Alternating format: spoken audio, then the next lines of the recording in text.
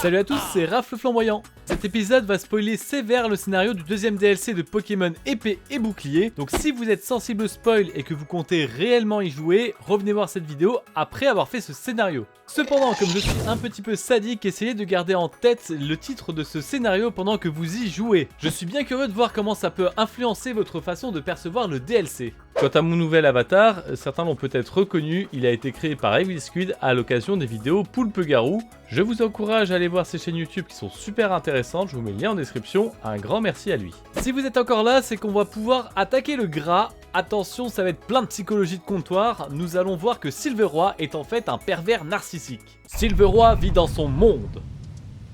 Silveroy vit dans sa propre vision du monde, totalement déconnectée de la réalité. Ainsi, il a erré des années à penser qu'il avait perdu ses pouvoirs car il était convaincu de dépendre des croyances des autres. Pourtant, à la fin, on découvre qu'il n'en est rien. Game Freak nous l'a vendu comme un pèlerinage de la confiance en soi, mais ce serait faire fi du fait qu'il a littéralement abandonné une population tout entière pour seule raison qu'on a arrêté de croire en lui.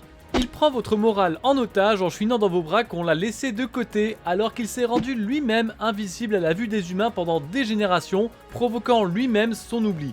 Le pire dans tout ça, c'est qu'il y croit probablement lui-même. On comprend ainsi beaucoup mieux que Blizzval et Spectreval ont voulu s'écarter de lui. D'ailleurs, à ce sujet, prendre le contrôle de ses victimes.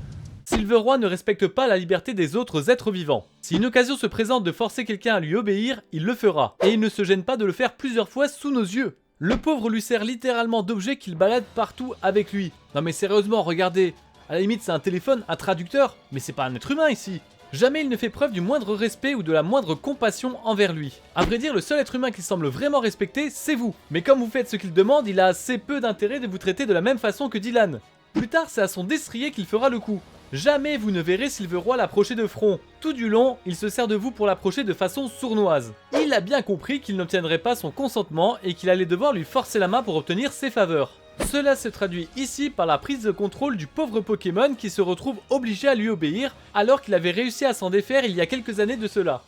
Blizzval et Spectreval, les victimes d'un pervers en liberté. Le fait que Silveroy n'arrive pas à se souvenir précisément du cheval qu'il avait pour habitude de monter est un bon indice notable de sa psyché. Il s'était probablement déjà retrouvé dans une relation toxique avec chacun des deux.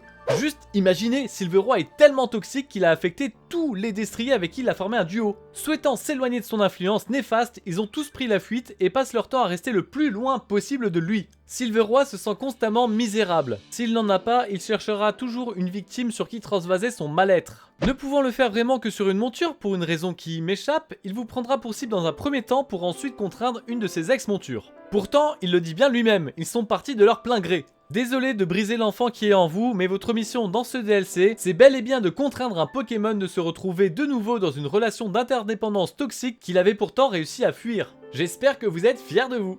Bien entendu, tout cela est une interprétation très approximative du scénario du DLC 2 de Pokémon Épée et Bouclier. Vous noterez cependant que trop peu de détails de la relation passée de Silveroy avec son destrier nous sont donnés et qu'on n'a qu'un seul son de cloche. C'est bien de cette façon qu'on peut se retrouver à opérer pour un manipulateur auprès de ses ex en pensant aider un gentil pote en difficulté. Et puis, j'adore interpréter la psyché des personnages à contre-pied de ce qui est officiellement proposé.